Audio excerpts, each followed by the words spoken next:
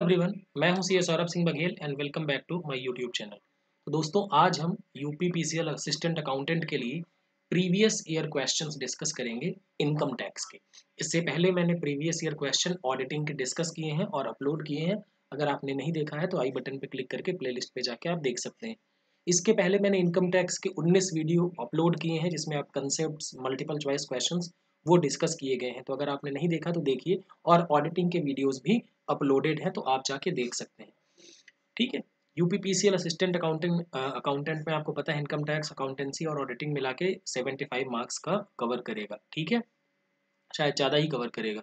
ठीक है, तो आप इसके लिए बहुत ज़रूरी है कि आपको ये पता हो कि किस तरीके के क्वेश्चन आते हैं। कंसेप्ट आप आई बटन पे क्लिक करके देख लें। ठीक है ना। क्लास शुरू करें उससे पहले मैं बता देता हूँ आपको कि अगर आपको अकाउंटेंसी, ऑडिटिंग और इनकम टैक्स के चैप्टर वाइज क्विज, ठीक है ना, चैप्टर वाइज क्विज अगर आपको अटेम्प्ट करना है, प्रैक्टिस करनी है आपको किस चैप्टर में कितनी पकड़ है कितनी नहीं है, ठीक है, टेस्ट करना है एग्जाम में जाने से पहले, तो आप हमारा ऐप डाउनलोड कर सकते हैं जिसके लिंक डिस्क्रिप्शन पे अवेलेबल है। ठीक है, और आप हमारा टेलीग्राम चैनल भी ज्वाइन कर सकते हैं।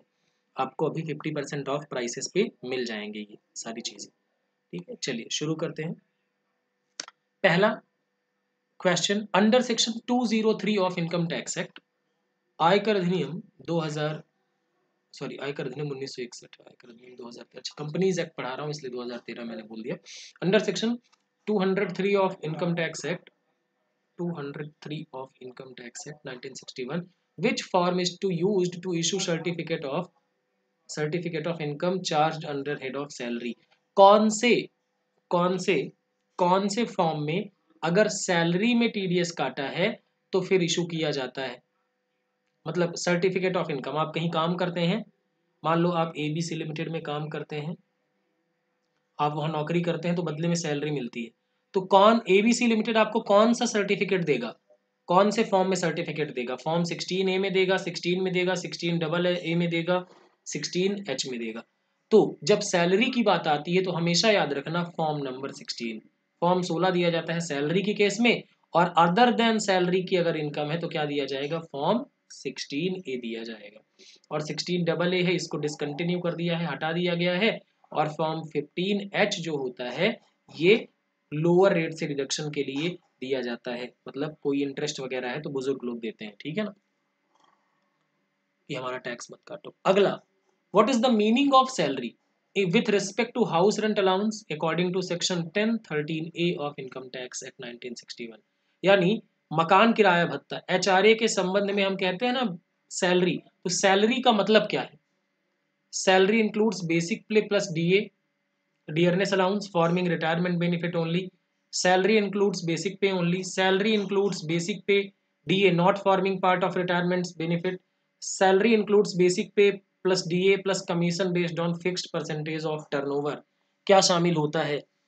तो सैलरी में आपको पता होगा कि सैलरी में जब हम एचआरए कैलकुलेशन करते हैं तो सैलरी का मतलब होता है salary plus DA plus commission based on fixed percentage of turnover.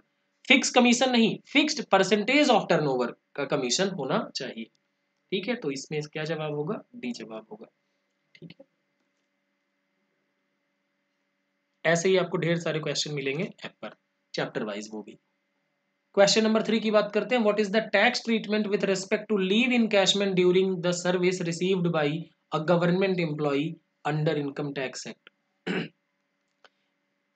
आयकर अधिनियम 1961 के तहत सरकारी कर्मचारी के द्वारा सेवा के दौरान अवकाश नकदीकरण के संबंध में क्या उपचार है? लीव इनकैशमेंट अगर हो रहा है, और कब हो रहा है? ड्यूरिंग द सर्विस, अभी उसने नौकरी छोड़ी नहीं है, नौकरी के दौरान ही, तो भैया फुली टैक्सेबल हो जाएगा, पूरी तरीके से कर योग्य हो जाएगा। ठीक है, as per section 17(1) of income tax act, salary does not include. आपको पता है कि सेक्शन 15 जो है वो सैलरी हेड का चार्जिंग सेक्शन है, तो कहते हैं सैलरी में किसे इंक्लूड नहीं किया जाएगा? वेजेस में, एडवांस सैलरी में, ग्रेचुटी को, और एडवांस अगेंस्ट सैलरी। देखो वेजेस को इंक्लूड किया जाएगा, मजदूरी भी सैलरी में आएगी, एडवांस में मिला है उसको भी इंक्लूड किया जाएगा, ग्रेचुटी को भी सैलरी लिया जाएगा। एडवांस अगेंस्ट सैलरी ये आपकी सैलरी नहीं है, ये लोन है। ये क्या है? लोन है, एडवांस अगेंस्ट सैलरी। आपने सैलरी के ऊपर आपने एडवांस ले लिया, लोन ले लिया, तो ये क्या है, इसको सैलरी में नहीं लिया जाएगा, तो D is the right answer. अगले क्वेश्चन में चलते हैं। If TDS under section 192 is deducted, section 192 किसका है, टीडीएस का, सैलरी पर जब टीडीएस काटा जाता है उसका है section 192। Form dash dash is filed with income tax department. देखो सैलरी की जब हम बात करते हैं तो सैलरी पर टीडीएस कटता है सेक्शन 192 में, ठीक है, टीडीएस का पहला सेक्शन। अब इसमें दो चीजें हैं, अभी मैंने क्या बताया कि जो एम्प्लॉयर है वो इशू करेगा, इशू क्या करेगा, फॉर्म 16, क्या इशू करेगा, फॉर्म 16, और सरकार के साथ यानी इनकम टैक्स डिपार्टमेंट के साथ फाइल क्या करेगा, फाइल करेगा फॉर्म 24Q। क्या करेगा, फाइल फॉर्म 24Q। 26Q क्या होता है, अदर देन सैलरी का। 27Q क्या होता है, एनआरआईज के केस में, ठीक है। तो यहां पर क्या फाइल किया जाएगा, ए इज द राइट आंसर।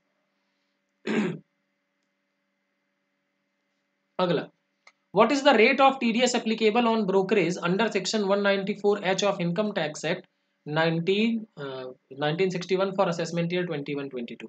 देखो एग्जाम में आपके असेसमेंट ईयर मेंशन किया जाएगा, ठीक है।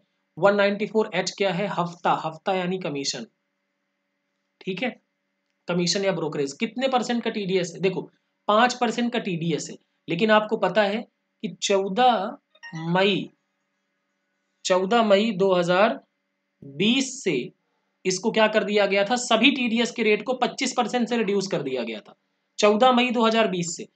कब के लिए, 31 मार्च 2021 तक के लिए। तो अगर ये 14 मई के बाद से पूछते हैं तो क्या रेट हो जाएगी, सारे रेट क्या हो गए थे, 3.75% हो गए थे, तो आप घटा लीजिएगा। तो इसका सही जवाब क्या होगा, 5%, लेकिन अगर 14 मई के बाद से पूछे तो घट जाएगा। Under income under head of salary under section 15 is taxable on dash dash basis. Salary को टैक्सेबल किया जाता है किस बेसिस पर, पहला है ड्यू, दूसरा रेसिप्ट, तीसरा due or receipt whichever is earlier, or D none of the above. इसका मतलब देखो सैलरी को आपने पढ़ा है, एक minute, hello,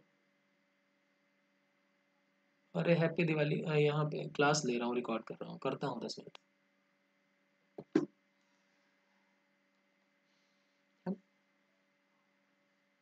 due receipt whichever is earlier, तो देखो सैलरी या तो ड्यू बेसिस पर या रेसिप्ट बेसिस पर, दोनों में से जो भी घटनाएं पहले घटित हो गई, अगर आपको सैलरी पहले मिल गई तो पहले टैक्स लग जाएगा, और अगर वो ड्यू पहले हो गई तो पहले टैक्स लग जाएगा, ठीक है। तो due or receipt whichever is earlier, दे या प्राप्त, दोनों में से जो पहले, C is the right answer. अगले से क्वेश्चन पे चलते हैं।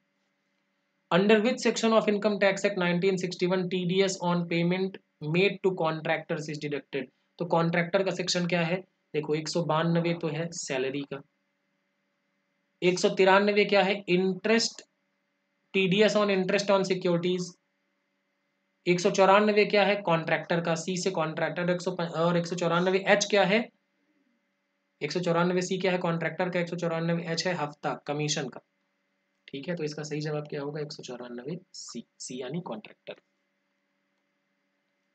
अगला section, which section governs the deduction in respect of rent paid under income tax act. कौन से सेक्शन में रेंट के पेमेंट का फायदा मिलता है साहब, डिडक्शन मिलता है। तो एटीजी क्या होता है साहब, जी मतलब एटीजी गरीब, गरीब कौन होता है साहब, सरकार होती है, सरकार को डोनेशन एटीजी में आता है। एटी डबल जी गरीब के घर के लिए मिलता है, गरीब का घर, जी जी गरीब का घर, इसके लिए डिडक्शन मिलता है रेंट पेमेंट का। एटीजी जी ये क्या है, अकोमोडेशन, ए से अकोमोडेशन, घर के लिए लोन लिया है तो उसका डिडक्शन मिलेगा, और जीजीबी क्या है, व्हीकल के लिए अगर लोन लिया है, इलेक्ट्रिक व्हीकल के लिए, तो इसका डिडक्शन यहाँ मिलेगा, ठीक है। ये सब कुछ मैंने पढ़ाया हुआ है, आप प्लेलिस्ट पे चेक करेंगे यूपीपीसीएल के तो आपको सारी चीजें मिल जाएंगी, डिटेल में अच्छे से पढ़ाया हुआ है विथ मेमोरी टेक्निक, खासकर टीडीएस और डिडक्शन के केस में। अगला क्वेश्चन है, which section governs the deduction in respect of medical insurance premium paid under. तो देखो मेडिकल इंश्योरेंस की बात है तो इसमें आता है सेक्शन 80D, डी से दवाई, तो इसका सही जवाब होगा डी।